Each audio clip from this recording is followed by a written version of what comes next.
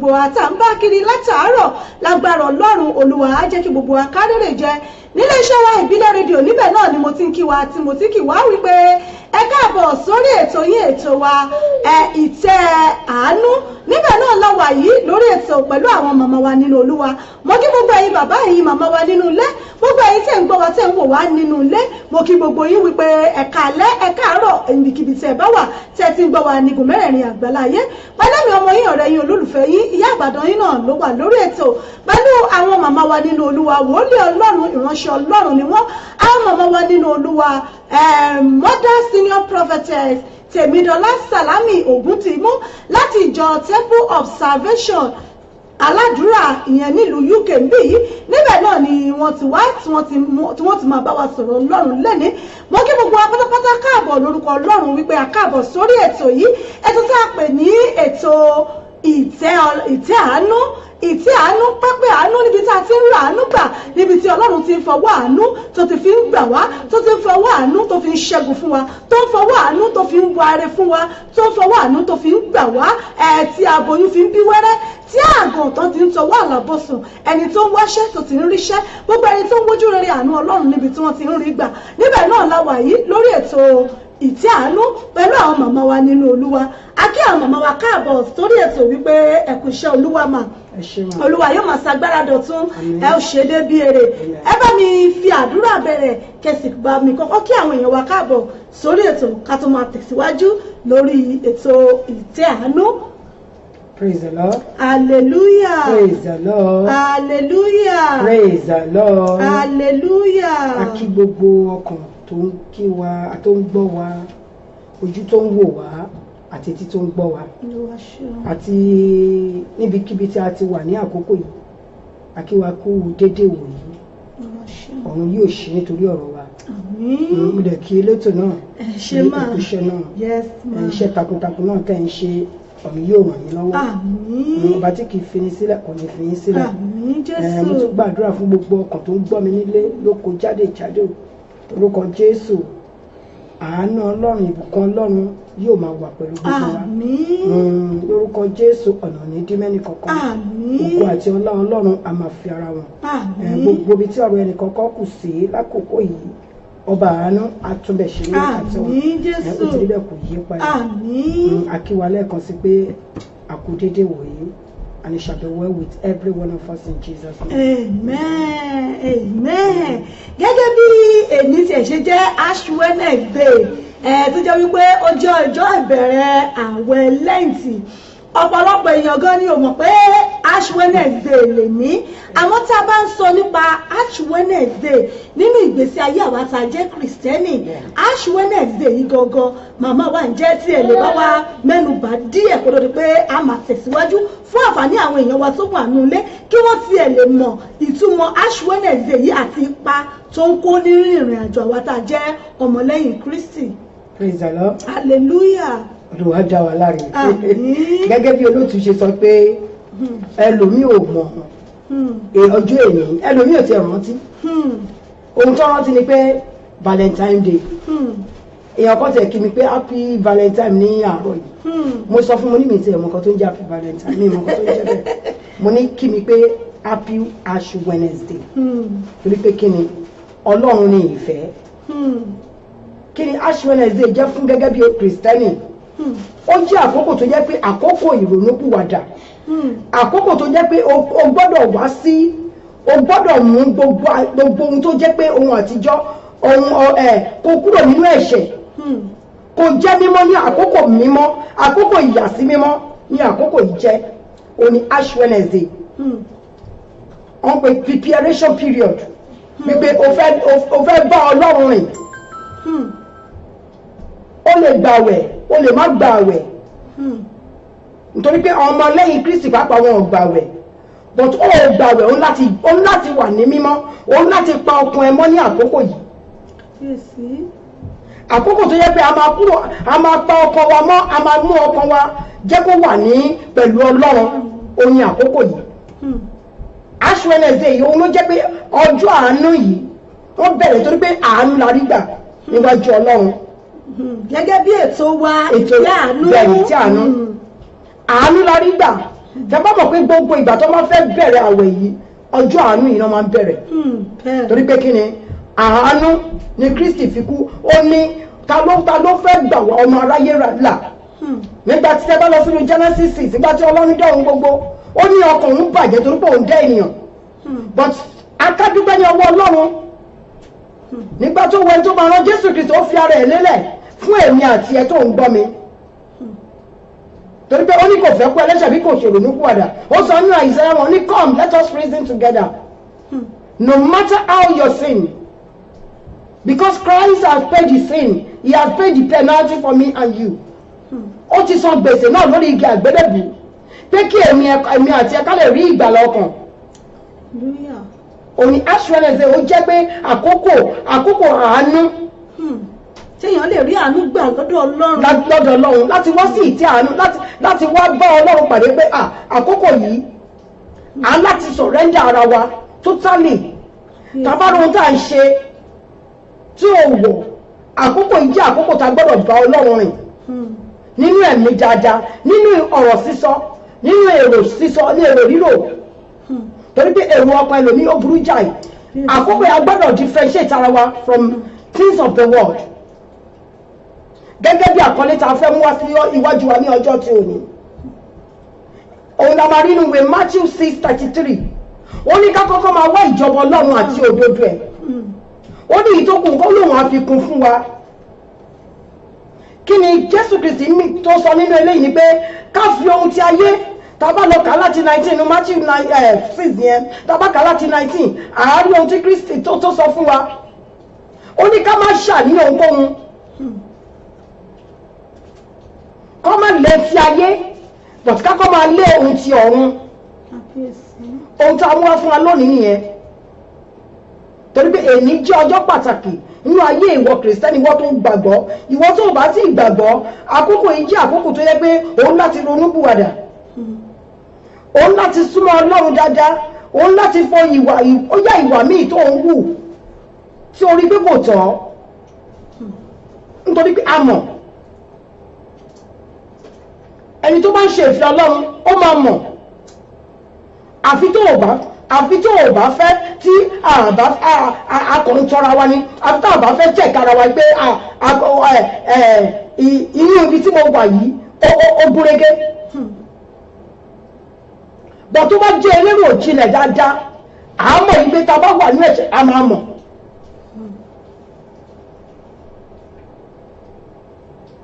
lórúkọ Jésù ojú òní tiwa àmín Jésù àánú Ọlọ́run kò ní fi wá sílẹ̀ àmín ó ní ẹ máa wá ìjọba Ọlọ́run àti òdodo ó lóhun tó kò wọ́n àfikún fún wa ohun tó lérò ni pé o gbọ́dọ̀ kọ́kọ́ máa lé ìjọba Ọlọ́run salvation is very important ohun tí a gbọ́dọ̀ lé nìyẹn tá a gbọ́dọ̀ máa kọ́kọ́ lé nìyẹn kò ń ṣe ohun tí ayé ohun mẹ́ta ni máa fún ẹ salvation àti you need to be obedient to God and láti jẹ́ ẹni dáadáa ẹni pípé ẹni tó gbọ́ràn ó ní tá a bá fẹ́ tá a bá gbọ́ràn nínú ìwé Isaiah 1:19 ó ní tá a bá fẹ́ tá a bá gbọ́ràn ó ní àjèrè rẹ̀ náà àkókò yìí jẹ́ àkókò pàtàkì tó yẹ pé a gbọ́dọ̀ mọ ohun tí à ń ṣe níwájú Ọlọ́run. Dedicator ni pé you need to preach the gospel. Kò ń ṣe àkókò tá a máa jókòó tá a máa gbọ́ ọ̀rọ̀ tí ò yẹ ká gbọ́ ẹlòmíì ọ̀rọ̀ tí ò yẹ kó gbọ́ lórí kí ló ti pè Facebook ló máa jókòó ló máa búra wọn ló máa lóun gbọ́. Àkókò yìí ṣe àkókò kò ń ṣe àkókò tó gbọ́dọ̀ fi ṣeré rárá nítorí pé àkókò yìí ó ní ewu.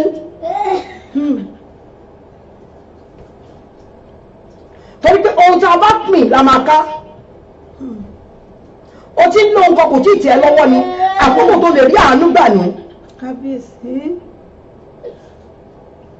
Ó wà ní ìṣòro kan ni tó wò pé báwo ló ṣe fẹ́ yọ ni àkókò tí Ọlọ́run lè gbé kúrò ní. Tí o bá fi ara ẹ sílẹ̀.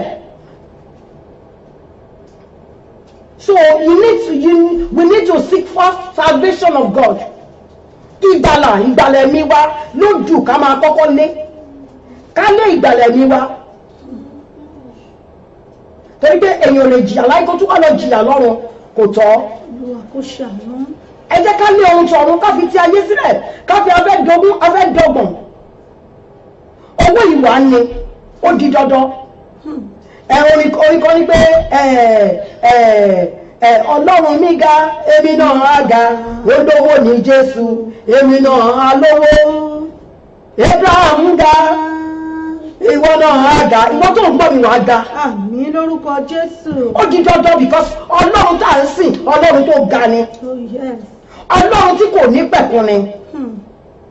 Tí kò lópin ni mo mú ètò yìí wá fún ẹ ní ọjọ́ tí ò ní ká lè mọ̀ ìwọ tó o bá ti mọ̀ pé èyí lẹ́yìn ti bẹ̀rẹ̀ Ash Wednesday ìpamọ́ra ìṣù ẹnukóra nínú ìjánu nínú ọ̀rọ̀ sísọ nínú ìwà yíwù inú ìrìn ẹsẹ̀ wa inú gbogbo tá a bá ń dáwọ́lé àkókò tá a gbọ́dọ̀ check ara wa nìyí.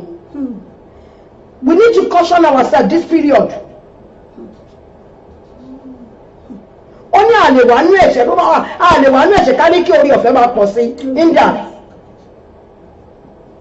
Ẹ jẹ́ ká separate our from things of the world. Ẹ jẹ́ ká máa lé ohun tí ọ̀run. Ẹ lè ká ṣe ìfẹ́ Ọlọ́run. Kò sẹ́ni tó ṣèfẹ́ Ọlọ́run tó ń pàdánù. Torí pé Ọlọ́run ó fẹ́ ká fi ọkàn òun á fi ọkàn àti gbogbo ẹ̀mí wa ká fi fẹ́ òun. Ká fi ní focus. You need to focus on God only, not on woman. Kò ṣe tí ayé kò ṣe pé mo fẹ́ ṣe kíní mo fẹ́ dirú mo fẹ́ digba Ọlọ́run ló mú ó ní ìbùkún Olúwa ní mú ní ńlá láì fi làálàá ṣe. Lay your treasure níbi tí olè àti ọlọ́ṣà tí ò ní jẹ. Má gbọ́ ohun ti ayé má lé ohun ti ayé. Ìwọ tó jẹ́ pé aláìgbàgbọ́ bẹ̀rẹ̀ sí máa gbàgbọ́ ní àkókò yìí. Ìwọ tó jẹ́ pé bó ṣe máa bóyá léèsì kọ́kọ́ ló ń lé bó ṣe máa wà òkè ní ti ara wàá wà òkè. Mo ti sọ tẹ́lẹ̀ wàá wà òkè. Ohun tó ní kọ́kọ́ fi ṣe ti Ọlọ́run náà ó ní kọ́kọ́ ṣe tèmi bóyá òun ò ní ṣe ó ní ẹjọ́ òun ò kẹ́rí pé rere ni Ọlọ́run. God is a merciful God. He has the power, he has authority over me and you. Ó ti fún wa ní àṣẹ ó sọ níwèé Genesis when you go to the book of Genesis 1 from 25 let me say he give you the power authority. Ó ní ká lọ sínú ayé ká máa bí ká máa rẹ̀ sí ó ní take dominion. Àṣẹ ńlá ni ó ti fún ẹ ní kápẹ́tà ó ti fún ẹ ní agbára. Èṣù kò lè máa po ṣe lásán ni. Agbára láti ní ohun gbogbo láti ní ọlá láti ní ẹ̀mí gígùn láti ní ayọ̀ ní kíkún. Torí pé ẹni tó bá ṣètò Ọlọ́run ó máa ń ní. So ẹ jẹ́ ká àkọ́kọ́ ní salvation. Ẹlẹ́ẹ̀kejì you need to be obedient. You need to be obedient. You need to be obedient as I said. Go to the book of Isaiah. Tẹ́ bá lọ síbẹ̀ ẹ kà Isaiah 1:19. Isaiah 119 tẹ́ bá kà ẹ rí bẹ́ẹ̀ ó ní tẹ́ bá fẹ́ tẹ́ bá gbọ́ràn ó lè máa jèrè lẹ̀ náà. Ìgbọràn ó sọ ju ẹbọ rúrú lọ. Ó ti ṣe ìlérí fún èmi àti ẹ. Ó di dandan ẹni tó bá gbọ́ràn ó máa ń rí ayọ̀ gbà ni. Tó bá ṣèfẹ́ Ọlọ́run you be able to challenge God. But tó o bá ṣèfẹ́ Ọlọ́run tó jẹ́ ti ara ohun táyé ò tiẹ̀ lè jáwọ́ ẹlòmíì ò lè kò tiẹ̀ lè sacrifice ní Ọlọ́run. Not to talk of giving. Àkókò yìí jẹ́ àkókò tó yẹ pé òun láti fi ohun gbogbo tó o bá ní kó o fi bá Ọlọ́run rìn. Olówó lo ní ni fi bá Ọlọ́run rìn. Ó ní ká jọ òun kárí péré ni Ọlọ́run. Ọmọ ètò tó ní ilé Ọlọ́run ni fi bá Ọlọ́run rìn. Ohun gbogbo tó o bá ní capacity láti ṣe ní ilé Ọlọ́run tàbí níwájú èèyàn Ọlọ́run ṣé kó wá wo ayọ̀ tó wà níbẹ̀. Ìkẹta ni pé lọ wàásù ó ní jáde go into the world and preach the gospel. That is what he said in the book of Matthew 17. Go into the world, preach the gospel to people, evangelize. Àwọn kọ́mà tó yẹ pé wọ́n ti gbọ́ ọ̀rọ̀ Ọlọ́run tí wọ́n lè fọ ọmọ Ọlọ́run ó ṣe lọ wá wọn rí. Instead kò máa ká jókòó síbi tí ó jẹ́ pé ohun tí ò tó àbọ̀ ohun tí ò tọ́ là ń ṣe kiri. Ká máa jẹra wa lẹ́sẹ̀ kí ká gbọ́ pé bá ṣe máa para wa lẹ́sẹ̀ bó o bá o pa ọ̀rọ̀ ẹ̀yìn biting èké ṣíṣe ẹ jẹ́ ká fi eléyìí sílẹ̀ ó ní ká fi àrọ́kọ sílẹ̀ inúnibíni ìlara ẹ jẹ́ ká fi gbogbo eléyìí sílẹ̀ ní píríọ̀dù yìí ẹ jẹ́ ká dé ìhámọ́ra Kristi wọ̀ gbẹ́gẹ́ bó ṣe sọ ní ìwé Philippians 6 the book of Ephesians ó ní ẹ dé ìhámọ́ra Kristi wọ̀ kẹ́ ẹ lè kọjú ìjà sí èṣù àtọmọgbẹ̀ àti àrékérekè wọn. So if you tá a bá dúró dáadáa èṣù ò ní lè dán wọn wò tó bá tiẹ̀ dán wọn you be able to conquer it. tó tóbi ẹ jẹ́ ká dúró dáadáa ẹ jẹ́ ká gbé ìhámọ́ra Kristi wọ̀ ẹ jẹ́ ká lé ohun tí ọ̀run kì í ṣe ti ayé kì í ṣe pé mo fẹ́ dógún mo fẹ́ dọ́gbọ̀n Ọlọ́run lọ́ba tó ń bá wa tó báyàn ṣe kò ń ṣe nípa agbára kò ń ṣe nípa apá kì í ṣe nípa pé àmọ́ ṣe Ọlọ́run lọ́ba tó ń bá ní ṣe. Ó ní bí ò bá ṣe pé Olúwa kọ́lé náà ọ̀n tó ń kọ́ ṣe lásán ni lórúkọ Jésù tó ń gbọ́ mi ò ní ṣe lásán. Àmín Jésù. Mo ní gbogbo bàbá ìyá tẹ̀ ń gbọ́ mi ẹ̀ ní ṣe lásán. Àmín. Ẹ jẹ́ ká fi àkókò yìí ká fi rẹra wa sílẹ̀ níwájú Ọlọ́run. Ìwé Joshua 1:8 ó ní ìwé òfin yìí ó ní this book of the law will not depart from me. Ó ní I shall meditate day and night. Meditate on the word of God. Don't meditate on things of the world. Ohun ayé máa ń bá ayé lọ ni. Má sọ pé ìgbà kan stop listening to unnecessary something. Àwọn nǹkan tí ò wà relevant. Àwọn nǹkan tí ò tiẹ̀ tí ò lè fún wa ní anything. Tí ò lè encourage wa, tí ò lè encourage ọmọ tàbí pàápàá. Let us go away from it. Káwá máa lé ti Ọlọ́run. Kò sẹ́ni tó ń ṣèfẹ́ Ọlọ́run tí Ọlọ́run dójú tì. Lórúkọ Jésù ọ̀run ò ní dójú tì wá. Àmín. Mo ní bẹ́ẹ̀ ṣe ń gbọ́ mi ní wákàtí ọ̀wọ́ gbọ́ ọwọ́ kan tó ń gbọ́ mi. O lè wà ní ìṣòro náà mo sọ pé ó dópin ní ọjọ́ tí o ní. Nítorí pé gẹ́gẹ́ bí àkókò àti wákàtí tá a wà yìí. Wákàtí àánú ni a dẹ̀ wà lórí prógrámù ìtí àánú la wà. Ó ní èmi yóò gbójú mi sórí Psalm 121. Ó ní bo ni ìrànlọ́wọ́ mi tí ọwọ́ Ọlọ́run wá tó dé ọ̀run ayé. When you seek him you see salvation. You receive blessing from him. Abundantly one. You receive long life if you are somebody that's obeying God. Look at David. Dẹ̀rọ̀dẹ̀rọ̀ ni torí pé ó gbọ́ràn. Ó rí àánú gbà níwájú Ọlọ́run. Ẹni tó jẹ́ pé olùṣọ́ ẹran ni. Wọ́n mú láti bẹ̀ ó di king, ó di ọba. Lórúkọ Jésù pín ìmọ̀pò tó ń bára ẹni wákàtí ọ̀wọ̀ yìí. Olúwa Ọlọ́run àánú yóò fi ọwọ́ àánú fà ẹ́ jáde. Àmín Jésù. Bóyá ọmọ ló ń lo ọmọ rẹ ló ń bá níbi kan tí ò tọ́ ni, mo gbá láṣẹ níwá mo ní Ọlọ́run yóò fi ọwọ́ àánú yóò fi wọ́ ọmọ náà ní wákàtí ọ̀wọ̀ yìí. Àmín Jésù. Torí pé ó ní ọwọ́ òun òkúrú, Isaiah 59 verse 1, ó ní ọwọ́ òun òkúrú láti gbà wá. Oríṣiríṣi àìṣedéédé wa ló fà wá kúrò nífẹ̀ẹ́ Kristi. Ohun tí a bá ń ṣe tí ò bá ṣe déédé, ẹ jẹ́ ká kúrò níbẹ̀. Ẹ jẹ́ ká máa lé ìjọba Ọlọ́run. Ẹ jẹ́ ká wá ìgbàlẹ̀ mi wa lójú. Ó ní ti gbàlà lójú, ti gbàlà lójú. Ayé lè sọ ohun tó wọ́n, èmi mọ̀ pé ti gbàlà lójú. Bẹ́ẹ̀ ni ayé lè sọ anything sí ẹ. Ọ̀rẹ́ lè kọ̀ ẹ́ sílẹ̀. But when you have Christ, Christ cannot forsake you. Ọlọ́run kì í kọ̀ ní sílẹ̀. Kò sẹ́ni tó ń sátọ̀ Ọlọ́run tó tún sá padà. Àwọn èèyàn ló máa ń kọ̀yàn sílẹ̀. Ọ̀rẹ́ lè kọ̀ ẹ́ sílẹ̀. Ọkọ lè kọ̀ ẹ́ sílẹ̀. But tó bá ti ní Ọlọ́run kò ti ní ohun gbogbo. Bí ayé fẹ́ lóun tó bá ti ní Ọlọ́run kò má mi kọ̀ rárá. Tó bá ti ṣèfẹ́ Ọlọ́run má mi kọ̀ rárá. Tó bá ti ṣe ohun tí Ọlọ́run fẹ́, tí o ti tẹ̀lé ìfẹ́ Ọlọ́run má mi kọ̀ rárá. But you need to have focus. Focus on things of God, not things of the world.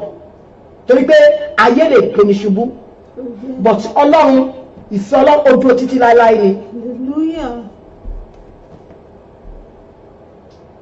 Lórúkọ Jésù ojú òní tì wá.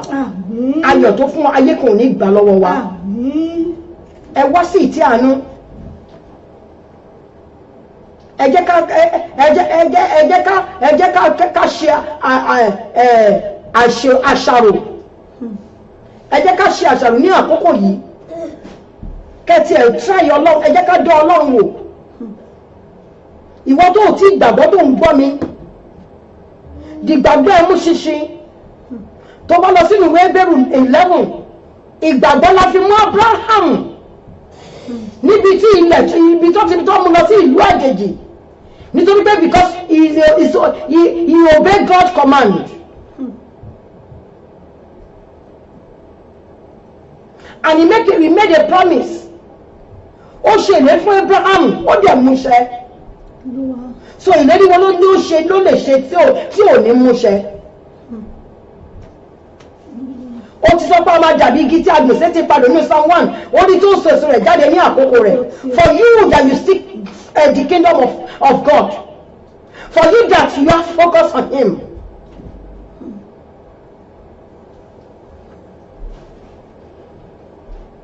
Ìlérí tó ṣe fún wa nìyẹn. Ó lóun ti pàṣẹ fún wọn gẹ̀ láti pa wá mọ́. Ó ní a máa tẹ paramọ́lá àti ejò wọ́n ló ní wọn ní ṣe wá ní ibi. Psalm 91. Look at the promise of God in our life. This is the period. Àkókò rèé, àkókò àánú nìyí. Ẹ jẹ́ ká wá síwájú Ọlọ́run ní àkókò yìí. Ẹ jẹ́ ká dìrọ̀ mọ́ òkú Ọlọ́run. Ẹ jẹ́ ká lé ohun ti ọ̀run. Mo fẹ́ dogún, mo fẹ́ dọ́gbọ̀n, ọjọ́ kan ni o. He said he's going to come like a thief. Be like that virgin, that 5 virgin that prepared yourself. Àwọn múndíá márùn tó pìpì ara wọn pé màá bá Jésù wọlé. Àkókò náà ti tó. Ìyá mi tó ń gbọ́ mi, bàbá mi tó ń gbọ́ mi, ẹ̀yin ẹ̀gbọ́n mi tẹ́ ń gbọ́ mi, ẹ̀yin àbúrò mi tẹ́ ń gbọ́ mi. Àkókò ti tó. Ẹ wo gbogbo ohun tó ń ṣẹlẹ̀ ní àkókò yìí. Tó ní a gbọ́dọ̀ máa lé ohun ti ọ̀run. Kò ń ṣe ti ayé. ó ní àǹfààní kí ni fẹ́nìyàn tó jèrè gbogbo ayé tó sọ ẹ̀mí ẹ̀ nù lórúkọ Jésù àní sọ ẹ̀mí wa nù. Àmín Jésù. ó ṣe kókó ẹ wo gbogbo làálàá afẹ́dógún afẹ́dí ọgbọ̀n tá à ń ṣe nílé ayé ṣó tún wájà ká tún dí ọ̀run ká tún wá máa lọ ké yépà ká máa ké ìrora nínú iná lórúkọ Jésù èmi àti ẹ àníjẹ ni àwa ti ní ìjọba Ọlọ́run. Àmín Jésù. torí pé ìjọba Ọlọ́run is real ó ṣe pàtàkì fún èmi àti ẹ fún tó ń gbọ́ mi fún ìwọ onígbàgbọ́ òdodo kò ń ṣe fake is real. Tábà wò tábà lọ ka ìwé Matthew 24 nígbà tí àwọn ọmọ èèyàn tó béèrè pé master kí ni ẹ̀rí pàtàkì tá a máa rí tí àkókò ìgbẹ̀yìn bá máa dé, you just go and read Matthew 24 and you will see that it is happening now. torí náà ẹ jẹ́ ká jí gìrì, ẹ jẹ́ ká jí ìjí òdodo, ẹ jẹ́ ká seek his kingdom. Let us seek for the salvation. Let us be obedient to his word. Let us have focus. Ẹ jẹ́ ká fi ayé wa gẹ́gẹ́ bí ẹni pé ọ̀la ni. Let us live our life as a Christ-like. He said, by their fruit we shall know them. Nípa èso wa la máa fi mọ̀ wá. Kò dìgbà tó bá ṣe sọ pé Kristẹni ni ẹ́. Anything tó bá ka ìwé Isaiah 6 yẹn and Matthew 6:33-33 lọ́jọ́ tòní tó bá ka láti 19 ó ní you don't only lily tí wọn kì í wọ́n ń ṣiṣẹ́ bọ̀ tí wọ́n ń jẹun. Our God is God of supplier.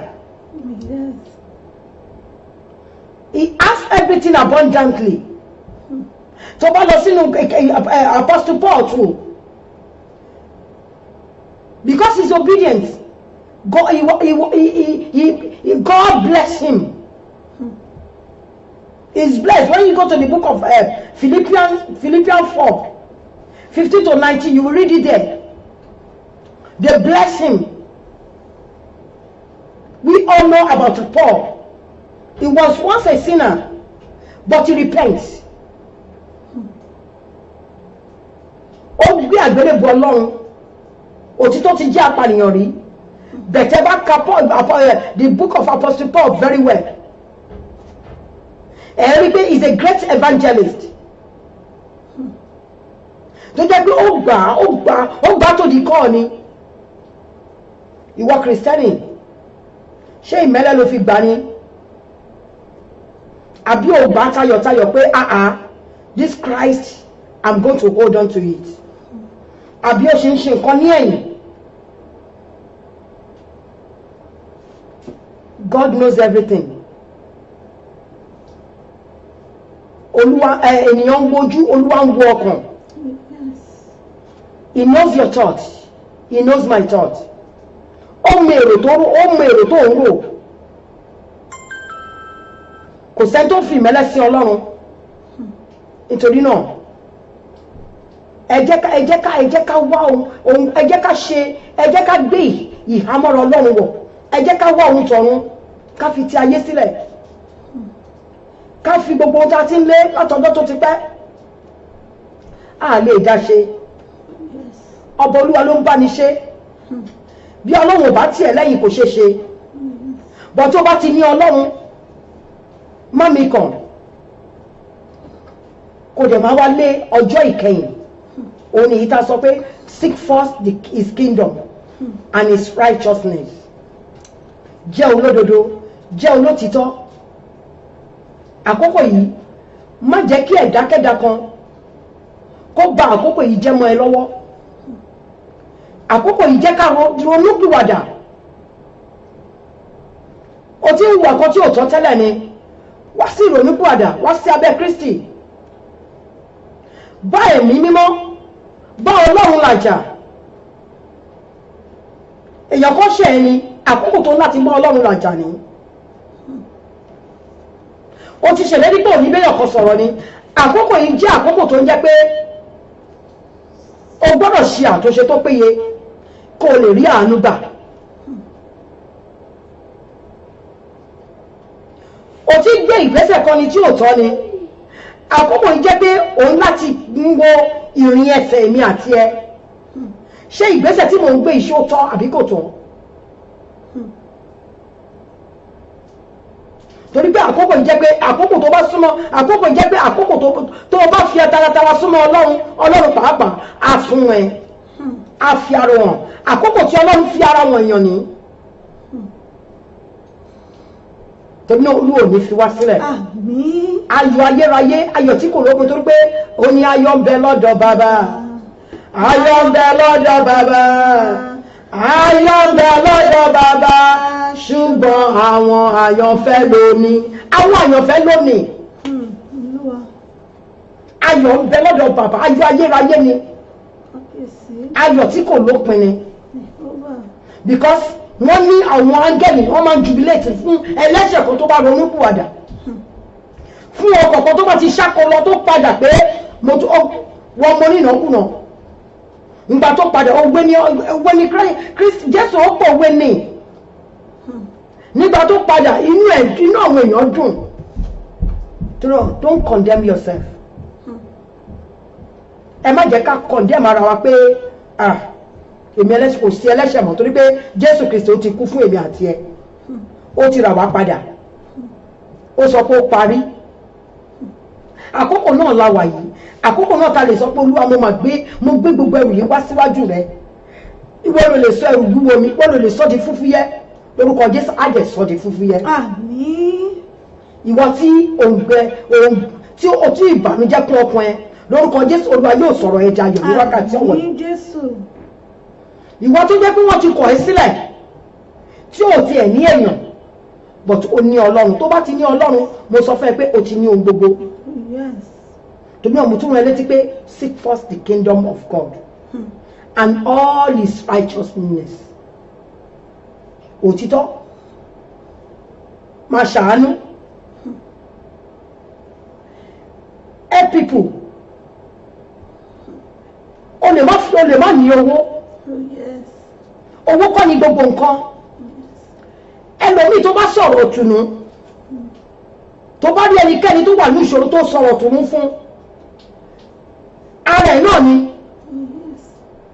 inú Ọlọ́run pàápàá á dùn mọ́ ẹni tó ní àkókò yìí àkókò tó jẹ́ pé a gbọ́dọ̀ give up things of the life ká wá rọ̀ mọ́ àgbélébùú Kristi lórúkọ Jésù àní jábọ́ mo gbà ládùúrà mo ní ìwọ tó ń gbọ́ mi sẹ́ẹ̀ mo ní àní jábọ́ òní jábọ́ ọkùnrin ló ń wọ̀ mí ni mo ní òní jábọ́ ìwọ obìnrin tó ń gbọ́ mi òní jábọ́ ìwọ ìyá tàbí ẹ̀gbọ́n tó ń gbọ́ mi òní jábọ́ ó ní di Jésù mú ṣàgbẹ́kẹ̀lé yí ó gbà ọ́ ojú kò ní tì ọ́ di Jésù mú kò ní á gbà ọ́ ojú ò ní tì ọ́ tàbá lẹ́ni tó lóhun òun fẹ́ dójú tí òun dójú máa tì torí pé ìgbẹ́kẹ̀lé nínú Kristi kì í dójú tì ni never kò ń dójú tì ni nítorí náà ẹ jẹ́ ká ṣe àtúnṣe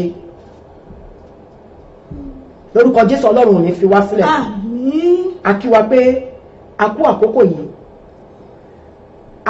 a kú déédéé wò yìí Ọlọ́run àánú ò ní kọ̀ wá sílẹ̀ àmín Jésù ó ti lóhun aṣàánú fún ọ tó ń yóò ṣàánú fún ó ní fún aláàánú lòun yóò fi ara òun hàn ní aláàánú ó ní fún ọlọ́kàn wíwọ́ lòun yóò fi ara òun hàn ní ọlọ́kàn wíwọ́ ní tó bá ṣe ni lọ́kà wà ní Matthew 5 ó sọ pé tó bá ṣàánú á fi ara ẹ̀wọ̀n fún olóhùn rere á fohùn ẹ̀ á fi ara ẹ̀wọ̀n ìwọ tó bá ń ṣe nǹkan tó bá gbè ló máa ká ní àkókò yìí bọ̀ tí mo bẹ̀ ọ́ mo rọ̀ yín ẹ jẹ́ ká so èso rere ẹ jẹ́ ká so èso rere nípa pé tá a bá ti ń lé ọ̀run tá à ń lé ọ̀run lèrè onígbàgbọ́ o ayé yìí kọ́ o ọ̀run kan tó bá dẹ̀ ṣe láyé náà máa rí lò torí pé ìdájọ́ ti bẹ̀rẹ̀ láti ayé ìdájọ́ ti bẹ̀rẹ̀ ẹlòmíràn ní ta ni àkútúkú ẹ̀ nítorí ìwà ni o ó ní ìwà ní kẹ́ wò lórúkọ Jésù ojú òní tiwa àní pòfo àní pòfo ojú tẹ fi ń gbọ́ wa ojú náà ní fọ́ ìwọ kan tó ń gbọ́ ní wákàtí àti àkókò yìí tí ìrẹ̀wẹ̀sì ti gba ọkàn ẹ mo gbà ní àdúrà Ọlọ́run ẹ̀mí mọ́ yóò bí ọ̀rọ̀ bóyá àwọn èèyàn ló mú ìrẹ̀wẹ̀sì ni bóyá àsọ̀rọ̀ǹdì ibi tó wà ní mo sọ fún ẹ mo gbàdúrà ní wákàtí ọ pé ẹ̀mí mọ́ yóò ràn ẹ́ lọ́wọ́ ìwọ kan tí wọ́n ti ṣáàtì sẹ́gbẹ́ kan tó ti rọrọ ẹbí pé kò tiẹ̀ ṣeéṣe mọ́ ó ti ṣeéṣe o ọba àánú yóò bá ọ ṣe ní wákàtí ọ̀wọ̀ yìí mo ní lórúkọ Jésù ẹ̀ní gbèrè tìjú ayọ̀ tó fún torí pé ó ti ní ìró ayọ̀ láà máa gbọ́ ní àgọ́ olódodo mo gbàdúrà ní wákàtí ọ̀wọ̀ ilé tó jẹ́ pé kò sí àlàáfíà mo ní lórúkọ Jésù àlàáfíà kó bẹ̀ sí máa jọba níbẹ̀ ní wákàtí ọ̀wọ̀ yìí ìwọ aláìní lórúkọ Jésù ọba tó dá ìkólọ nígbà tí Olúwa dá ìkólọ sí òní padà sàwọn wọn ọ ní ọdẹ abẹni tó ń láàlá ni mo gbà ní àdúrà ní wákàtí ọ̀wọ̀ yìí gbogbo tó ti bọ́ sọnù ọba tó ṣàwárí àáké ìránṣẹ́ ni ó ní mo gbé olóṣọnù ni Èlíṣà béèrè pé gbogbo bá tó náwó sí lórúkọ Jésù ní wákàtí àti àkókò yìí gbogbo tó ti bọ́ sọnù kí ọ̀run kó bẹ̀ sí máa dá padà ní wákàtí ọ̀wọ̀ yìí wọ́n ní ìgbẹ̀yìn Jóòbù ó sàn ju ti ìṣáájú lọ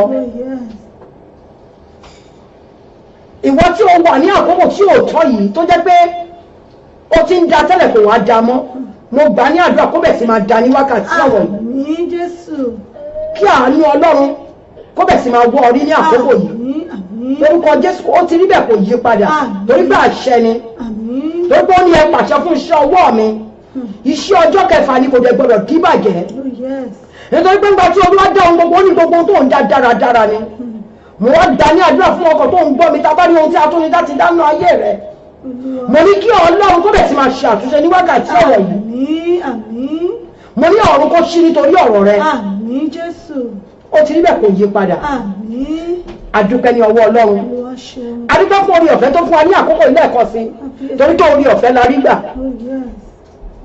adúpẹ́ fún ọgbára ẹ̀mí mímọ́ tó darí wa torí pé ẹ̀mí mọ́ ní bá ní ṣe ó ní ẹ̀mí mo fi ń jagun ẹ̀mí mo fi ń jagun bí mo bá wọlé wọn ní mo burú ìwà mi ò burú ẹ̀mí mo fi ń jagun ẹ̀mí mímọ́ Ọlọ́run alààyè ni òun ló lè ṣe gbogbo nínú gbogbo tó bá ti ní má mi kàn lórúkọ Jésù ẹ̀mí Ọlọ́run ní fi wá sílẹ̀ àní di wọ́n ní ẹ̀mí Ọlọ́run fi Sọ́ọ̀lù sílẹ̀ because he disobeyed God ẹni tó bá disobey God ó máa ń rí ìjọ Ọlọ́run ni lórúkọ Jésù ò ní rí ìjọ Ọlọ́run ẹni tó ti ń bá Ọlọ́run sọ̀rọ̀ lójúkorojú ó dẹni tó bòkú sọ̀rọ̀ lórúkọ Jésù mo ní Ọlọ́run ò ní kọ̀ ẹ́ sílẹ̀ ìwọ ìránṣẹ́ Ọlọ́run àti wọ́n tó jẹ́ pé o jẹ́ ọmọlẹ́yìn Kristi mo ní Ọlọ́run ò ní kọ̀ ẹ́ sílẹ̀ nítorí pé ó ní àwa la fi fún láti mú ìjìnlẹ̀ Ọlọ́run gbogbo àṣírí ìkọ̀kọ̀ àṣírí òkùnkùn kò bò fún ọmọ Ọlọ́run fún ìwọ tó bá ń lé ti Kristi tó bá ní focus pé tọlọ́run ni mò ń ṣe. God never hide himself to anybody kò fi ara pamọ́ jẹ anybody ọmọ Ọlọ́run níyà èṣù lè gbógun but kò ní jẹ́ kó borí. tó bá ti ní Ọlọ́run ìrìnlàlà ni ò ní bẹ̀rù mọ́ torí pé kò sí ẹ̀rù fọmọ Ọlọ́run only we did not receive the spirit of fear but of boldness a kò gbẹ̀mí ẹ̀bí kò sẹ̀mí ìsọdọ̀mọ́ ẹ̀mí tá a máa ní Abba Father see God ẹ jẹ́ ká wá Ọlọ́run ẹ jẹ́ ká wá tó bá wá Ọlọ́run wàá rí ayọ̀ gbà tó bá wá Ọlọ́run ìmọ́lẹ̀ àtàn yí ọká tó bá wá Ọlọ́run tó ní tó jẹ́ pé òun ló gbọ́kànlé when you have focus ohun tó ní kò tó á tó ṣẹ́kù ogun tó sọ pé ìṣòro kì í ṣe ìṣòro níwájú Ọlọ́run torí mo ti sọ ní last 2 weeks torí pé ọba àánú kì í fini sílẹ̀ lórúkọ Jésù ojú òní tiwa. Àmín. And it shall be well with every one of us in Jesus' name. Amen. We thank you, Lord Jesus. Adúpẹ́ ní ọwọ́ Ọlọ́run. Adúpẹ́ fún àkókò yìí. Adúpẹ́ fún wákàtí ọ̀wọ̀ yìí. Adúpẹ́ fún etí tó ń gbọ́. Mo ti fún wa ní example. Àwọn tó jẹ́ pé wọ́n ṣèfẹ́ Ọlọ́run. Jẹ́ pé bó tilẹ̀ jẹ́ pé wọ́n wà ní ẹ̀ṣẹ̀ tẹ́lẹ̀. Wọ́n rí oore ọ̀fẹ́, wọ́n rí àánú gbà. He has a gift for the repentance. Wọ́n ní inú Ọlọ́run máa ń dùn fún ẹlẹ́ṣẹ̀ kan tó ronú kú àdáni. Tó lé ohun ti ọ̀run tó wò pé àgbélébù Kristi ni mo gbé. Torí pé Jésù ò lè kú fún aká tó máa pa sí lójoojúmọ́. So let us get ourselves closer to God. And we will be accepted. Amen. In Jesus' mighty name we pray. Amen. Amen. Amen. In Jesus' name. Praise the Lord. Hallelujah. Thank you, Lord Jesus. Olúwa ṣeun. Ṣé bàbá. Ẹ ṣé gbogbo ẹ̀yin tẹ́ ń gbọ́ wa tẹ́ ń wò wá. A kí àwọn màmá wa nínú Olúwa pé wọ́n kú iṣẹ́ Olúwa ó máa sọ agbára dọ̀tun. Mo ti rí ọwọ́ àwọn èèyàn náà tí wọ́n ti ń kí wa tó ti ń kọ́mẹ̀ntì látàárọ̀. Ṣínà Ayọ̀lá wọ́n ní nice one. Àwọn náà ń ṣàmì. Ìyá wa Bímbọ́lá JP Àkàndé wọ́n ní ìyá àdúrà ẹ kú iṣẹ́, wọ́n ní ẹ kú iṣẹ́ bàbá Olúwa yóò sọ agbára dọ̀tun. Wọ́n ní àmì, wọ́n ní ìyá àbàdàn Olúwa yóò máa fún yín ní okun àti agbára àmì. Oríọlá ọlọ́tọ̀ bronze wọ́n ní àwọn bízì níbi iṣẹ́ ni àwọn ẹṣẹ́ tẹ̀ ń gbọ́ wa tẹ̀ ń wò wá. Ìyá mi mọ́dà wa Reverend mọ́dà wa Òkìkí Jésù JP àwọn màmá wa wọ́n ní well done o prophetess wọ́n ní may we not worship God in vain. Wọ́n ní amen. Wọ́n ní ìyá àbàdàn well done too ẹ ṣé gan ni àdúpẹ́. Sinmi Sólúwa Sóṣínà ẹ ṣé tẹ̀ ń wò wá. Tayo Mix ẹ ṣé, ìyá mi Crown Adéoyè ẹ ṣeun tẹ̀ ń wò wá. Ìyá mi Ìyábọ̀ Clay Jubil ẹ ṣé tẹ̀yin náà gbọ́ wa tí ẹ̀ ń wò wá nínú ilé. Bẹ́ẹ̀ náà ni mo tún rí ọwọ́ àwọn bàbá wa náà. Àwọn náà rèé, àwọn náà ń ṣàmì, wọ́n ń ṣàmì wìtìwìtì náà ni bí ẹ ṣe ń gbàdúrà yẹn. Ọlá Jabal wọ́n ní good evening o. Wọ́n ní hello night, wọ́n ní àwọn náà ń ṣàmì. Bàbá wa Ọjà Sọpẹ́ Olúmídé àwọn náà wọ́n ń ṣàmì àdúrà. Ẹ ṣé gan ni gbogbo yín pátápátá náà là lọ́wọ́ yín. Fún àǹfààní ẹ̀yin tẹ́ ń gbọ́ wa tẹ́ ń wò wá. Àwọn màmá wa nínú Olúwa Mother Senior Prophetess Tèmídọ́lá Sàlámì àwọn náà ni wọ́n ti ń bá wa sọ̀rọ̀ Ọlọ́run ní àtàárọ̀ tá ti ń gbóhùn wọn tí wọ́n sì ń fi ọ̀rọ̀ Ọlọ́run tí wọ́n fi ń bọ́ wa. Mo kí gbogbo yín tẹ́ ń gbọ́ wa nínú ilé. Tẹ́ bá fẹ́ máa gbọ́ wa ẹ lè máa gbọ́ wa lórí wẹ́bsáìtì wa www.ibileradio.com. Ẹ dẹ̀ lè máa gbọ́ wa lórí Tuning Radio. Ẹ search fún Ìbílẹ̀ rédíò lórí Tuning. Ẹ máa gbọ́ wa bẹ́ẹ̀ ni ẹ sì máa gbọ́ wa kètèkètè ń bẹ̀ ní orí ètò. Ẹ sì lè máa wò wá lórí Facebook wa lórí Ìbílẹ̀ rédíò tiwantiwa lórí péèjì wa Ìbílẹ̀ rédíò UK. Ẹ máa gbọ́ wa bẹ́ẹ̀ náà lẹ́ máa wò wá. Oríọlá ọlọ́tọ̀ ọ̀bùrọ̀ ẹ ṣé gan ni tí ẹ̀ ń gbọ́ wa tẹ̀ ń wò wá. Àwọn màmá wa náà ni wọ́n wà níkàlẹ̀ báyìí tí wọ́n fọ̀rọ̀ Ọlọ́run bọ́ wa gẹ́gẹ́ bí òní bó ṣe jẹ́ Ash Wednesday tí wọ́n sì ti sọ ìtumọ̀ tí Ash Wednesday jẹ́ gẹ́gẹ́ bí ètò ìtẹ́ àánú lẹ́yìn tí òun wáyé lórí ètò yìí pé àánú òun náà ní ọjọ́ òní tá sì ń rí àánú gbà lọ́wọ́ Ọlọ́run. Àmọ́ ká tó yọ̀ǹda àwọn màmá wa lórí ètò màá fẹ́ láàrin ìṣẹ́jú tá a ní kàn fi bá wa wọnú àdúrà kàn fi wọnú àdúrà fẹ́mi àti yín. Mo mọ̀ wípé ẹ̀yin náà ní ìdí àdúrà gbogbo ẹ̀yin tẹ́ ń gbọ́ wa tẹ́ ń wò wá nínú ilé. Èmi náà fúnra mi náà sì èmi náà ní ìdí àdúrà. Àwọn màmá wa wọ́n wọnú àdúrà fún wa fún àwọn tó tiẹ̀ ń wò wá àwọn tó ń gbọ́ wa àwọn tó ń share rẹ̀ tí wọ́n ń like ẹ̀ tí wọ́n invite àwọn ọ̀rẹ́ wọn sórí ètò yìí pé káwọn náà wá jórí ọ̀fẹ́ Ọlọ́run. Mo fẹ́ kí màmá wa kan fi àdúrà bóyá wọ́n yàn fún wa ní o bóyá àwọn ni wọ́n gbà fún wa káwa náà ká sì mọ tẹ̀lé wọn. Mo mọ̀ wípé ìdè tèmi ó jà lénìí èmi ó sì rà àánú gbà. Mo mọ̀ pé bẹ́ẹ̀ náà ni ó rí fẹ́yìn náà. Ẹ ṣé gan ni àwọn màmá wa máa tẹ̀síwájú fún wa. Praise the Lord. Hallelujah. A máa gbà fúnra nítorí pé bí inú ní ẹ̀ lánàá gbò ó lè mi yóò sì kan. Adéyẹmí Ọ̀ṣunbádé ẹ ṣé ẹ káàbọ̀ sórí ètò. A máa gbà fúnra wa ni. A máa lọ sínú àdúrà báyìí a máa dúpẹ́ ní ọwọ́ Ọlọ́run. Ẹ bá wa share rẹ̀ ìyá àdúrà bá ń sọ pé wọ́n share rẹ̀ káwọn èèyàn. Ẹ bá wa a ti sọ tẹ́lẹ̀ pé you need to a ní láti polongo ọ̀rọ̀ Ọlọ́run jákèjádò ohun tí ò tí ì gbọ́ ìdè pé ìdè ń já Ọlọ́run lè já ìdè ń tú ìdè. Ẹ bá wa share rẹ̀. Ẹ jẹ́ ká polongo ìyìn rere Kristi nítorí wa kọ́ pé kán lè mọ̀ wá kọ́ pé kán lè ṣe kí wọ́n ṣe kí nítorí orúkọ Ọlọ́run ni. So ẹ jẹ́ ká share fún àwọn èèyàn kán lè mọ̀ pé Ọlọ́run ń bẹ àwọn ọkọ̀ míì bẹ́ẹ̀ ni àwa là ṣe bẹ̀bẹ̀ bíi tàtijọ́ mọ̀ pé Ọlọ́run gbàlà ó ní agbára láti ṣe ohun gbogbo pé ká fi ti ohun tí ayé lẹ̀ torí mo mọ̀ pé tó bá jẹ́ pé àwọn wọ̀rẹ́bà tó wọ́n máa ń ṣe lórí Facebook tó ti sú ẹlòmíì tó àti ẹ̀ lọ sórí Facebook mọ́ nípa oríṣiríṣi ẹbúra yín ẹ ṣe gbá àwọn èèyàn àjókòó tilẹ̀ but ilé yìí ó wà important because salvation ìgbàlẹ̀ mi rẹ̀ lélẹ́yìí ìgbàlẹ̀ mi lélẹ́yìí ó dẹ̀ ní inú àwọn áńgẹ́lì máa ń dùn fún ọkọ̀ọ̀kan tó bá ronúpìwàdà ni òun la sọ lẹ́ẹ̀kan nínú ìwé Isaiah 1:19 ó ní tó bá fẹ́ tó bá ó ní wàá jèrè rẹ̀ náà so ẹ jẹ́ ká gbọ́ràn àti sọ tá a bá gbọ́ràn á jèrè rẹ̀ àpapọ̀ àkókò tá a wà yìí ẹ jẹ́ ká fi ọ̀rọ̀ Ọlọ́run bá ẹni tó yẹ tó wà nítòsí ẹni tó jẹ́ pé kò tí ì gbẹ́ ẹni tó dẹ̀ pé ó wà ní ìṣòro ẹ jẹ́ ká fi bọ́ wọn lórúkọ Jésù ojú òní tiwa àní ṣàṣetì lágbára Ọlọ́run ẹ jẹ́ ká lọ sínú àdúrà ní wákàtí ẹ jẹ́ ká dúpẹ́ ní ọwọ́ Ọlọ́run ó ní gbogbo ọ̀nà ẹ ṣé ní gbogbo ọ̀nà ẹ ṣé o ọba alágbára gíga ọba ìyanu ní gbogbo ọ̀nà ẹ ṣé olórí ayé o ní gbogbo ọ̀nà ẹ ṣé o máa bá mi dúpẹ́ ní ọlọ́pẹ́ ní gbogbo ọ̀nà kó dá mi sí di wákàtí ọ̀wọ̀ yìí mo fẹ́ kẹ́ ẹ wọ ìwò ẹ jẹ́ ká rántí pé ọ̀pọ̀ lájọ bẹ̀rẹ̀ January wọn sí ní ọjọ́ tí ò ní o ìwọ mo fẹ́ kọ́ máa dúpẹ́ fún oore ọ̀fẹ́ tá a rí gbà ní wákàtí ọ̀wọ̀ yìí kí Olúwa pa èmi àti ẹ mọ́ kí Olúwa fún ẹ ní etí tó fi ń gbọ́ràn kí Olúwa fún ẹ ní ojú tó fi ń ríran kí Olúwa fún ẹ ní ẹnu tó fi ń sọ̀rọ̀ kí Olúwa fún ẹ ní ọwọ́ tí ayé ò gbà mọ́ lọ́wọ́ ẹ kí Olúwa fún ẹ ní ẹsẹ̀ tó fi ń rìn ẹsẹ̀ òrèlédì ọ̀ bẹ́ẹ̀ ni ọwọ́ ẹ̀ òrèlédì ọ̀ orí ẹ̀ ò mà burú máa dúpẹ́ ní ọwọ́ Ọlọ́run tọ́mọ bíbọ̀ ò mà jẹ́ kó rí mi burú ó ò jẹ́ kí ẹ̀dá mi kó gbàbọ̀dù ó ò jẹ́ kí ayé kó béèrè pé Ọlọ́run mi dà ó ò jẹ́ kó fi mí bú ọmọ ò jẹ́ kó fọmọ bú mi ó ò jẹ́ kí gbogbo làálàá mi kó já sásán máa dúpẹ́ fún ìfẹ́ tí Ọlọ́run ní fún èmi àti ẹ̀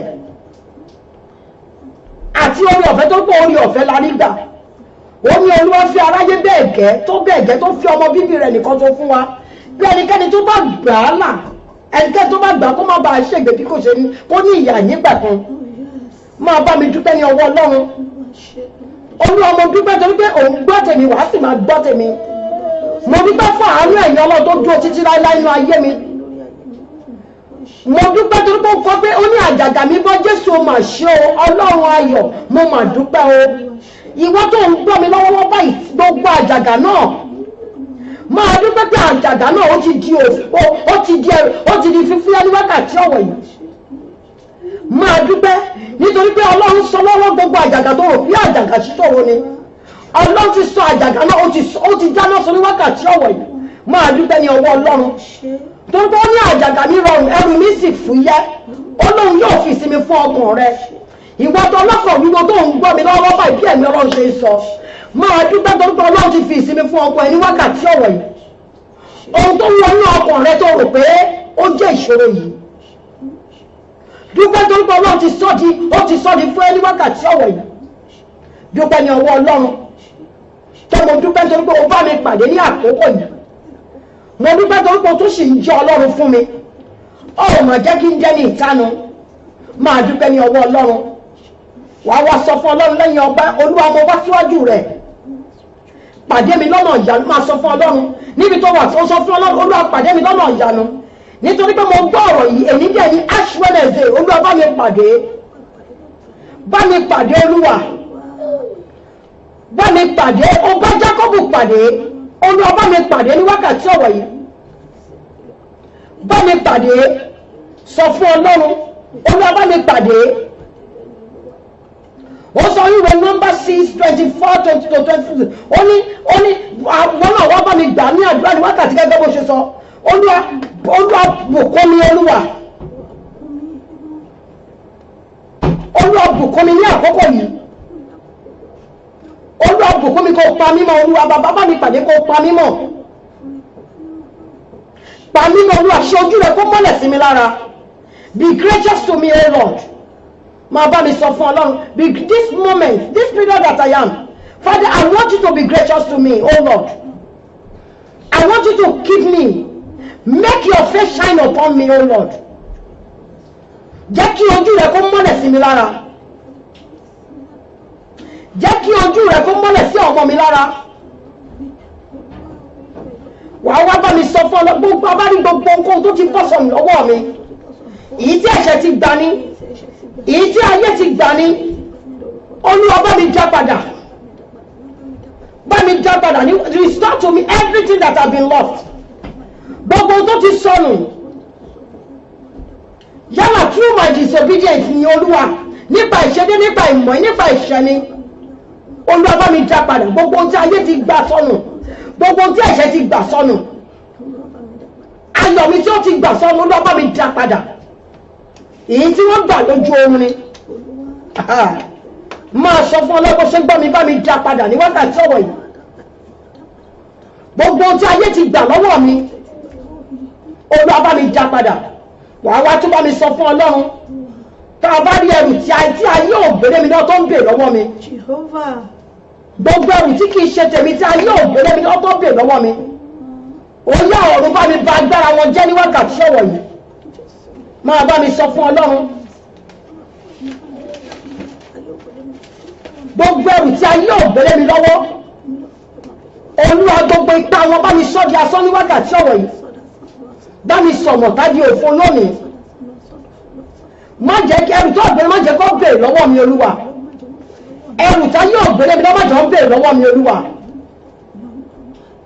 Olúwa àkókò Olúwa fi àánú gbọ́ tèmi Olúwa.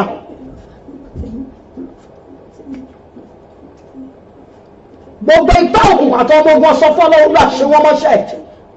Gbogbo ìṣọ́ òkùnkùn nínú ayé mi Olúwa ṣe wọ́n mọ́ṣẹ́.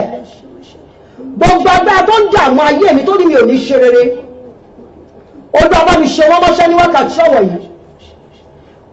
Máa sọ fún Ọlọ́run.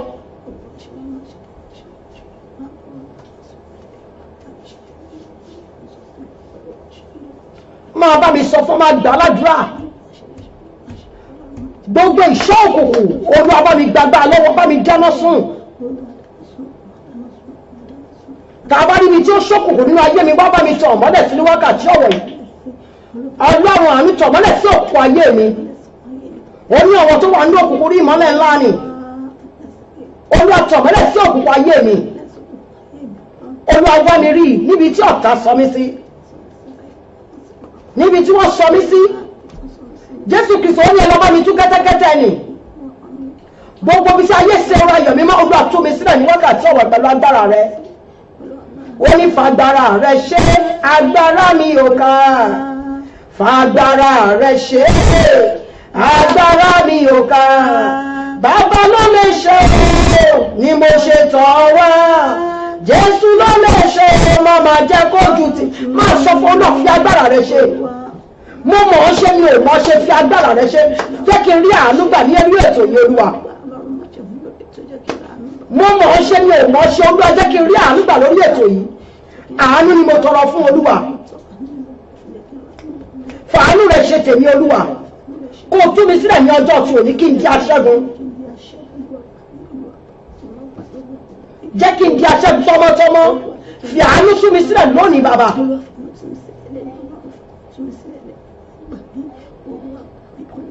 Gbogbo ẹ̀mí tí a dámọ̀ ìṣẹ̀dá mi tó ń dààmú ayé mi, Olúwa bá mi bá wọn wí ní wákàtí tó lọ dámọ̀ sun wọn. Gbogbo ẹ̀mí tó ń dààmú ìṣẹ̀dá mi tí ò jẹ́ kí n ṣe rere, torí pé ní gbogbo tẹ́ ẹ já dáradára ni. Olúwa máa pa agbára náà ní wákàtí ọ̀wọ̀ yìí. Gbogbo agbára tó ń dààmú ayé mi, Olúwa pa agbára náà ní wákàtí ọ̀wọ̀ yìí. Wàá tún bá mi sọ fún Ọlọ́run ní àkókò yìí. Sọ fún Ọlọ́run, tá a bá rí odòkodò tó wà ní ìkóríta yíyanjú mi, Olúwa jẹ́ kó máa gbẹ sọnù pẹ̀lú agbára tó bẹ ní ẹ̀jọ̀ dáàbùtàn. Jẹ́ kó máa gbogbo tí ò jẹ́ kí n rí ọ̀nà kọjá. Gbogbo odòkodò Olúwa jẹ́ kó máa gbẹ gbogbo tó sọ̀rọ̀ ẹ̀jẹ̀ adágún níwájú mi. Máa sọ fún Ọlọ́run, jẹ́ kó máa gbẹ sọnù ní wákàtí ọ̀wọ̀ yìí. Sọ fún Ọlọ́run, orísun ayọ̀ mi ò gbọdọ̀ gbẹ. orísun ayọ̀ mi ò gbọ́dọ̀ gbẹ, jẹ́ kí n gbá ire ayọ̀ mi. Tí a bá ní ẹ̀dákẹ́dá tó ní mi ò ní gbá ire ayọ̀ mi dání, irú èèyàn bẹ́ẹ̀ dá bẹ́ẹ̀ ó yá lónìí iná ọ̀run kó bẹ̀ sí máa jó wọn. Sọ fún Ọlọ́run, Olúwa tiná gbogbo ayé mi, gbogbo tó ń jà mí ní ọ̀ṣọ́ àti ní òru, bàbá mi tiná gbogbo náà. Ogun tó ń ja ayé mi, ogun tó ń ja ayé mi, tó ń ja ayé ọmọ mi. Ìwọ tí wọ́n ní òní tó fẹ́ máa fi ọmọ jà láàrú tó ń gbọ́ mi lọ́wọ́lọ́wọ́, sọ fún Ọlọ́run gbogbo ogun tó ń jà àwọn ọmọ mi, tó ń jà ọmọ mi, ó yá Olúwa bá mi jáná sọ ogun náà ní wákàtí ọ̀wọ̀ yìí. Ìwọ tó ní òní ní ibùjókòó, sọ fún Ọlọ́run lónìí mo pa àṣẹ, mo pa ní àṣẹ gbogbo tó ń dààmú ìgbé ayé mi, tó ń dààmú ibùjókòó mi, ó yá bá mi jáná sọ ní wákàtí ọ̀wọ̀ yìí. Olúwa fi ara rẹ wọ̀n, máa sọ fún Ọlọ́run, mo wá ọwọ́ lónìí fi ara rẹ, mo rọ̀ má àgbélébù rẹ, má jẹ́ ìjábọ̀, máa sọ fún Ọlọ́run mi ò gbọ́dọ̀ jábọ̀, sọ fún Ọlọ́run mi ò gbọ́dọ̀ jábọ̀, mi ò gbọ́dọ̀ jábọ̀ nínú ọdún tí mo wà yìí, mi ò gbọ́dọ̀ jábọ̀. Wọ́n máa sọ fún Ọlọ́run, jẹ́ kí àánú mi kó ṣe ọ Olúwa, jẹ́ kí àánú mi kó ṣe ọ, má jẹ́ ìdẹni ìtanù níwájú rẹ. Ohun mi ò mọ̀ rí, má jẹ́ ó fọ̀ sí mi. Ẹ̀mí tí wọ́n fi ń ṣèfẹ́ Ọlọ́run bá gbé wọ̀ mí. O ti gba àdúrà, wọ́n náà wọ́n máa sọ fún Ọlọ́run, bọ́ ọ̀rọ̀ ta sọ ní ilé ìjọba Ọlọ́run àti òdodo ẹ̀. Sọ fún Ọlọ́run pé kó ràn ẹ́ lọ́wọ́. Ó ní Olúwa ràn mí lọ́wọ́ o, ènìyàn ni mí, n kò lágbára. Olúwa ràn mí lọ́wọ́ o, ènìyàn ni mí, n kò lágbára. Sọ fún Olúwa ràn mí lọ́wọ́, dìde fún ọ̀lọ́wọ́ mi. Wá gbé mi wọ̀, wá gbé mi ró, ẹ̀mí tí máa fi sìn ọ́, ẹ̀mí tí mi ò fi ní yẹsẹ̀ níwájú Olúwa gbé wọ̀ mí. Mo fẹ́ ṣèfẹ́ rẹ̀, Olúwa ràn mí lọ́wọ́. Olúwa ràn mí lọ́wọ́. Bú àdúrà. Jésù Kristi Olúwa wa. Àmín, àmín, àmín lórúkọ Jésù. Bàbá wa àti Ọlọ́run wa. Kábíyèsí. Jésù Kristi ọmọ Ọlọ́run. Kábíyèsí. Àpáta ayérayé. Kábíyèsí. Ọba tó ń gbé níbi gíga. Jehovah. Ọba ìkú, ọba ìsá, ọba ìdíbàjẹ́. Jehovah. Ọba títí ayé àìnípẹ̀kun. Kábíyèsí. Adúpẹ́ aláyọ̀ àyìn lógo. Thank you, Father. Adúpẹ́ níbi tẹ́ ti ń bá wa bọ̀. Ṣé. Adúpẹ́ níbi tẹ́ bá wa dé. Ṣé.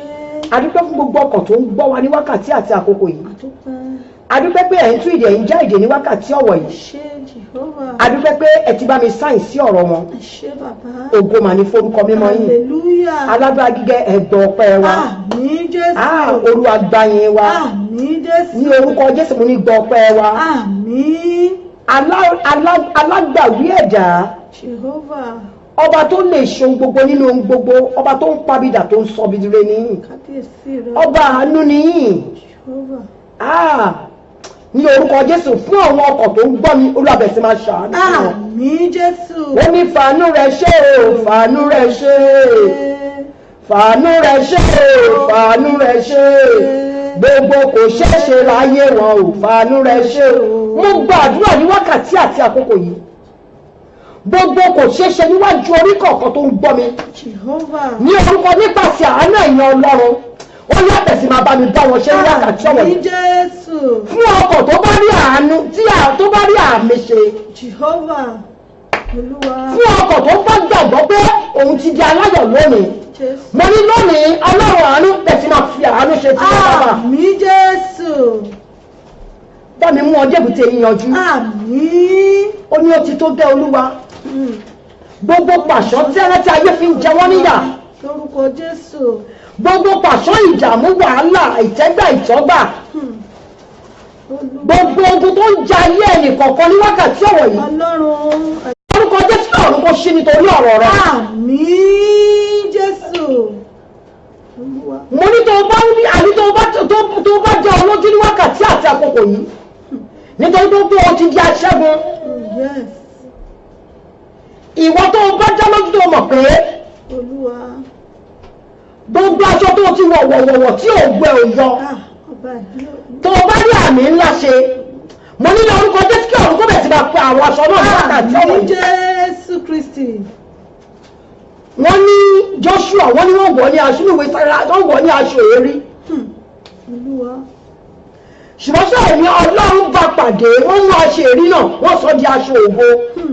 ǹjẹ́ fún ọkọ̀ tó bá rí àmì ńlá ṣe mo ní aṣọ ẹ̀gàn aṣọ ìdíwọ́dè láṣọ àmúbọ́ aṣọ ìpọ́njú aṣọ ọ̀fọ̀ tí ayé gbé wọ̀ ní wákàtí ọ̀wọ̀ yìí tó o bá rí àmì ńlá ṣe mo ní aṣọ náà kó bẹ̀ sí máa gbiná sọ ní wákàtí ọ̀wọ̀ yìí.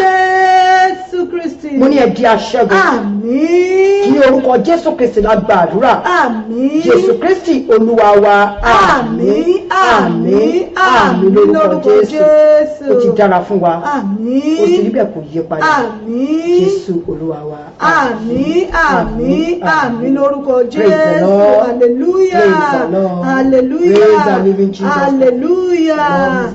All the time. Ẹ kú iṣẹ́ Olúwa mọ́mí. Ẹ kú iṣẹ́ Olúwa ìyá àdúrà Olúwa máa ṣàgbára dọ̀tún.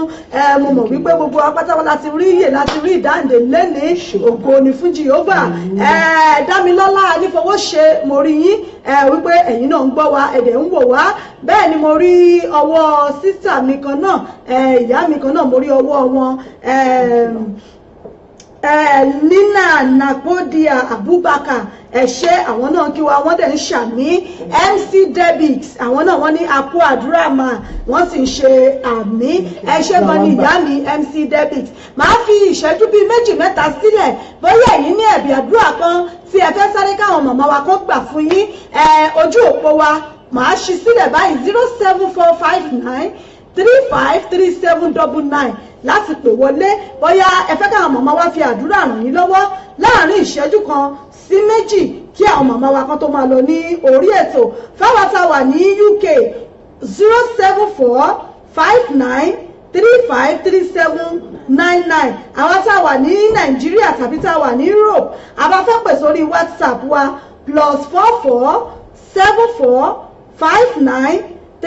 +447459353799 ó ní a lè pè sí wọlé fún àdúrà bóyá afẹ́ káwọn màmá wá fi àdúrà ràn wá lọ́wọ́ ni bóyá wà ní nǹkan kan tá à ń bẹ̀bẹ̀ àdúrà fún bóyá wà ní nǹkan kan tó jẹ́ wípé ó ti ń oúnjẹ wá lọ́kàn tá a fẹ́ kó fàdúrà ràn wá lé lórí a lè pè wọlé tàbí kí a fi àtẹ̀jíṣẹ́ wa ká fi ránṣẹ́ a kà síta àwọn màmá wa nínú Olúwa wọ́n sì fi àdúrà wọ́n fi ràn wá lọ́wọ́ ojú òpó wa ó ti wà ní ṣíṣí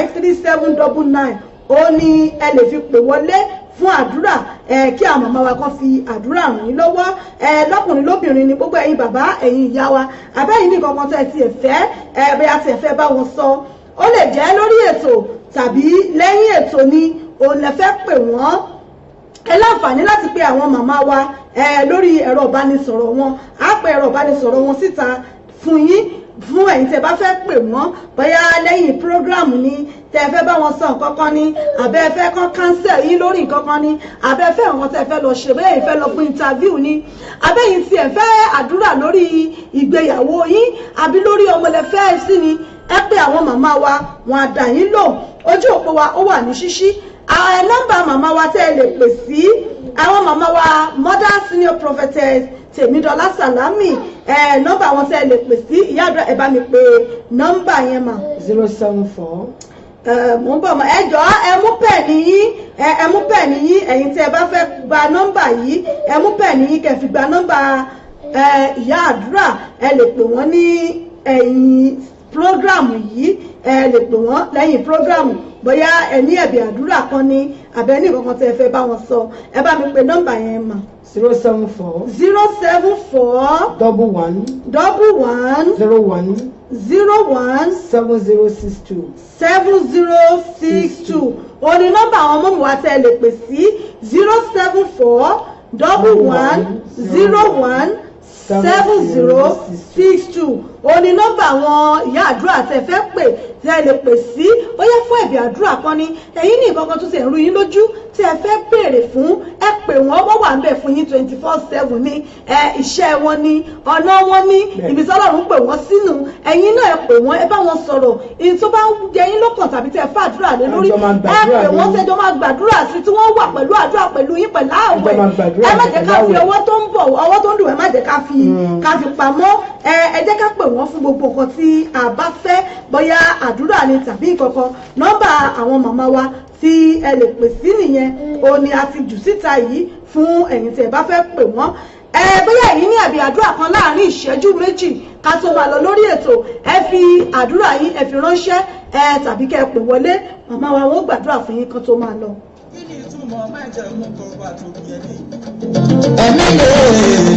ẹ̀mí lè na sáwọ́ gbogbo orí òbí ẹ̀mí wà sí wọ́n ní sáwùrà jáàmù bá sí ṣùgbọ́n ó sáwọ́ pẹ̀ lórí òkè májẹ̀mú kọ̀ọ̀kan ní pé ìwọ Ọlọ́run ọba bó bá ti gbọ́ àdúrà mi tí mò ń bèrè lórí ọmọ ìjọ mi tó dẹ̀ ń dà mí lóhùn owó máa yá ta kọ́sílẹ̀ fún ẹ lọ́dọọdún bóyá ọjọ́ mẹ́ta ni bóyá ọjọ́ méje ni tàbí ọjọ́ mẹ́ẹ̀sán ni òkun ó máa gbé òkè máa jẹ òkòló ńlá ẹ̀yin èèyàn mi ò ẹ̀yin wòlíì mi aláṣírùlì sákàdé òṣàkó àti rílo ẹ̀dá pẹ́ máa bẹ̀ sí jíjẹ́ òwe nítorí orí mọ̀ládé bàbá wa kò bẹ̀ sí jíjẹ́ òwe. òkè máa jẹun òkè máa jẹun jẹ́ àdéhùn láàrin èèyàn àti Ọlọ́run. kìíní máa jẹun ó ti wọ Ọlọ́run bá ti kọ́ àdúrà mi lọ́dọọdún lẹ́ni ọba tó ké máa jẹun. àgbàgbé máa jẹun jẹ́ o. ẹ̀rí jẹ́ lókè yìí. bẹ́ẹ̀ ni Ọlọ́run májẹ̀mú ó wà pẹ̀lú wa Ọlọ́run àánú ó sì ń bẹ pẹ̀lú wa pẹ̀lú àwọn màmá wa wọ́n fún wa ní àdúrà wọ́n fún àdúrà ràn wá lọ́wọ́ la fi kásẹ̀ ètò yìí lẹ̀ tó bá tún di ní ọ̀sẹ̀ méjì tó tún bọ̀ ẹ tún pàdé àwọn màmá wa nínú Olúwa àmọ́ nọ́mbà àwọn tẹ́ lè pè sí rèé fún gbogbo nǹkan tẹ́ ẹ bá fẹ́ fún àdúrà ní ìtọ́nisọ́nà ní ẹ̀bí àdúrà lọ́dọ̀ Ọlọ́run ojú rere gbogbo tí ẹ bá fẹ́ tẹ́ fẹ́ kí wọ́n fàdúrà bá yín rìnrìn àjò pẹ̀lú àwẹ̀ ní pẹ̀lú ọ̀rọ̀ Ọlọ́run ẹ pè àwọn màmá wa Mother Senior Prophetess Tèmídọ́lá Salami Ògúntìmú àwọn ni olùdásílẹ̀ ìjọ Temple of Salvation CNS Church aládùúrà ní ìlú UK yìí tí Ọlọ́run tó ń gbọ́wọ́ wọn ṣiṣẹ́ àmì àti iṣẹ́ ìyanu ká tó máa lọ báyìí àwọn màmá wa wọ́n fún wa ní àdúrà láti máa lọ báyìí títí tá tó fi pàdé ní ọ̀sẹ̀ méjì tó tún ń bọ̀ ẹ ṣé mà. bàbá wa àti Ọlọ́run wa kábíyèsí Jésù Kristi ọmọ Ọlọ́run kábíyèsí adúpẹ́ aláya ẹ̀yìn lógo Jehovah agbẹ́yìnga tó pé ẹ̀yìn Ọlọ́run ṣé bàbá adúpẹ́ fún orí ọ̀fẹ́ tá a rí gbà adúpẹ́ fún àánú yín adúpẹ́ fún ìrànlọ́wọ́ yín ní orúkọ Jésù lẹ gbọ́ ọpẹ́ wa ẹlẹ́rù lẹ gbà yín bàbá à ń lọ ní wákàtí ọ̀wọ̀ yìí àyè má jẹ́ kó ṣí sílẹ̀ fún mi bá ṣe máa sùn ní àkókò yìí Ọlọ́run bá bọ́ ọmọ ẹ̀mí mímọ́ mo fi ilé kọ̀ọ̀kan àti ọkọ̀ kọ̀ọ̀kan mo fi wọ́n lé yín lọ́wọ́ Olúwa ní orúkọ Jésù la bá wa pàdé pàápàá ní àkókò tá a wà yìí Olúwa ṣíjú àánú rẹ̀ gbogbo ibi tí ọ̀rọ̀ ẹnì kọ̀ọ̀kan kù sí Olúwa wa tún bẹ̀ ṣe ẹ̀mí mọ́ ṣàánú fún wa Olúwa ṣàwárí ògo wa tábàrí ògo ẹni tó ti bọ́ sọnù ní orúkọ Jésù mo gbà á ládùúrà lẹ́ẹ̀kan sí ọba tó ṣàwárí àáké ní orúkọ Jésù Olúwa ṣàwárí ògo wa bó ṣe ń gbà á Olúwa máa gbélé wa lọ́wọ́ ẹni ẹlẹ́ni má jò ó gbàṣẹ wa ṣe inú wa jẹ́ kó dùn káyọ̀ wa kó kú ọdún ìdánwò yín ọkọ̀ ayọ̀ wa tá a wọ̀ má jẹ́ kó torí sọ́kọ̀ má jẹ́ kí ọkọ̀ wa kó dànù Olúwa tàn mọ́lẹ̀ yìí wa ká Olúwa ṣaládàbò lórí wa lórílẹ̀‐èdè tá a wà yìí Olúwa wa pa wá mọ́ Nàìjíríà pàápàá afilé yín lọ́wọ́ Ọlọ́run bàbá ọmọ ẹ̀mí tó pẹ́ ní ká gbàdúrà fún àlàáfíà Jerusalem ẹni àwọn tó ń fẹ́ kó ba lè ṣe rere afẹ́kẹ́rin orílẹ̀-èdè Nàìjíríà ẹ bá wa rìn kọjá ní orúkọ Jésù Kristi olùẹ̀rin orílẹ̀-èdè Nàìjíríà kọjá gbogbo àwọn oníṣẹ́ ẹ̀ṣẹ̀ olùẹ̀bá mi pa wọ́n run mo bẹ̀ yín ní orúkọ tí bàbá tọ́tọ́ adúlórí Kristi àpáta apá ní àṣẹ ní àdé alábàádọ́pọ̀ ọmọ aláṣẹ là ń ṣe àní gbogbo àwọn oníṣẹ́ ẹ̀ṣẹ̀ ní orílẹ̀-èdè Nàìjíríà gbogbo àwọn jẹgúdújẹrá gbogbo àwọn tó ń dábẹ̀rù ní orúkọ Jésù tó bá ní àwọn ò ní ronúpìwàdà ó yá ní orúkọ Jésù la bá mi gbàgbà lọ́wọ́ wọn ọba àwọn ọba ní orúkọ Jésù la bá mi gbàgbà lọ́wọ́ wọn gbogbo àwọn èèyàn bíi Fẹ́rò níbẹ̀ ó la gbàgbà lọ́wọ́ wọn